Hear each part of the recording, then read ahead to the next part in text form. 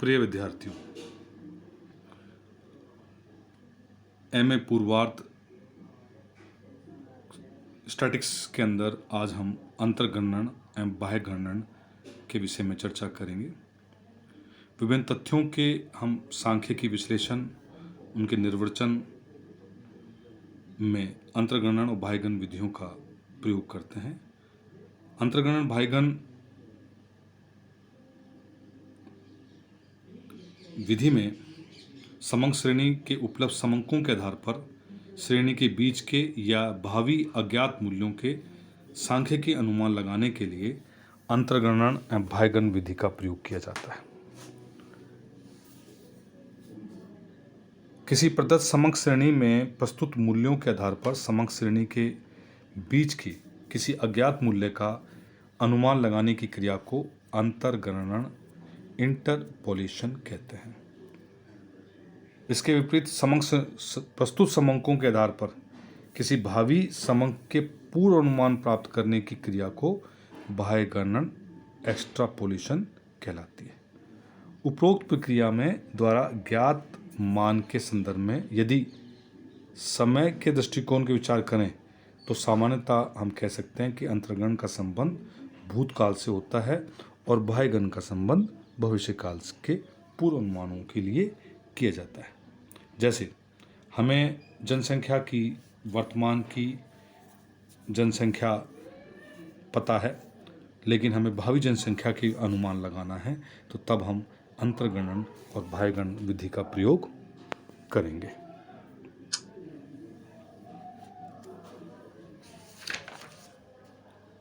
अंतर्गणन बाह्यगणन विधि में सामाजिक विज्ञान में विशेषकर अर्थशास्त्र, भूगोल, समाजशास्त्र, मनोविज्ञान, जनसंख्या अध्ययन आदि विषयों में आर्थिक, सामाजिक, सांस्कृतिक तत्वों एवं व्यापारिक गतिविधियों के अध्ययन में अंतर्गणन बाह्यगणन सांख्यिक विधि का प्रयोग किया जाता है। इसमें हम उसको दो तरह से देखते हैं, एक ग्राफिक मेथड के द्वारा यानी कि बीज बिंदु रेखीय रीति के द्वारा, और दूसरा बीजगणितीय रीति यानी कि अलजेब्रिक मेथड।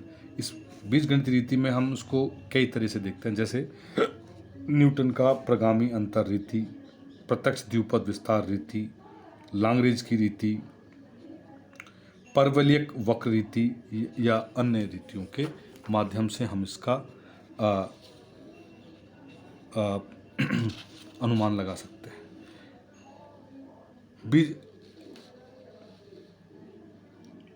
व्यवहारिक रूप से या बीजगणितीय रूप से हम न्यूटन की प्रगामी अंतर विधि का प्रयोग करते हैं। इस विधि में दो प्रकार के हम पद लेते हैं, स्वतंत्र श्रेणी के पद, और दूसरा जिस पद के मूल्य का अंतर्गणन करना हो उस श्रेणी के चर मूल्यों का समान अंतर भिन्न हो, उनको हम लोग लेते हैं। जैसे किसी वस्तु के उत्पादन में जैसे एक्स वस्तु होगी 1980, 85, 90, 95, 2000 वर्ष की अवधि के अंतर यदि समान है, मतलब समान अंतर पर वो बटे हुए हैं, तो यदि 1987, 93 या 1996 आदि वर्षों में संबंधित उत्पादन का यदि हमें अनुमान ज्ञात करना है तो हम न्यूटन की प्रगामी विधि का प्रयोग करेंगे। इस रीति को बाह्यगणन के लिए भी प्रयोग में लिया जा सकता है। इस विधि का प्रयोग न्यूटन की प्रगामी अंतर विधि के अंतर्गणन गणना करने हेतु किया जाता है। साधारणतः आवर्तियों को संचयी आवर्ती में बदलना पड़ता है।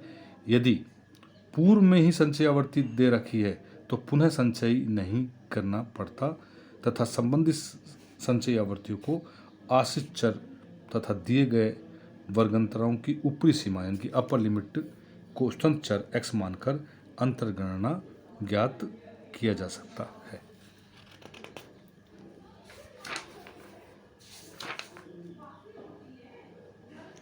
दूसरी विधि है प्रत्यक्ष या द्विपद विस्तार विधि, डायरेक्ट बाइनोमियल एक्सपेंशन मेथड्स।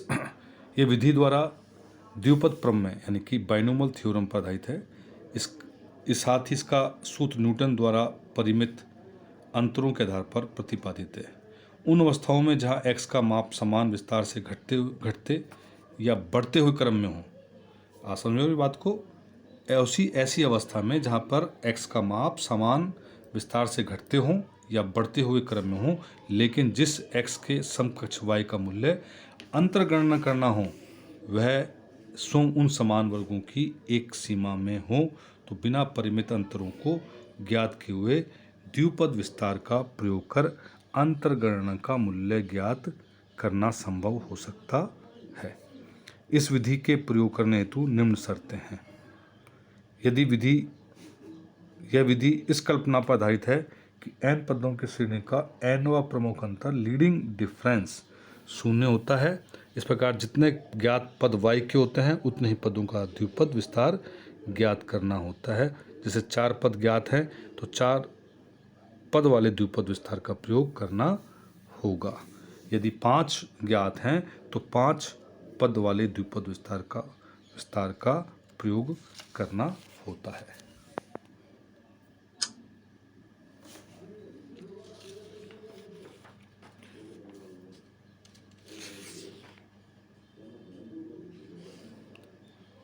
इसके लिए हम पास्कल त्रिभुज यानी कि पास्कल ट्रायंगल्स बनाते हैं।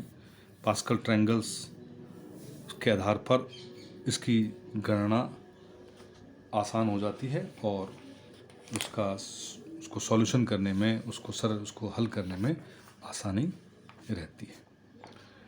तो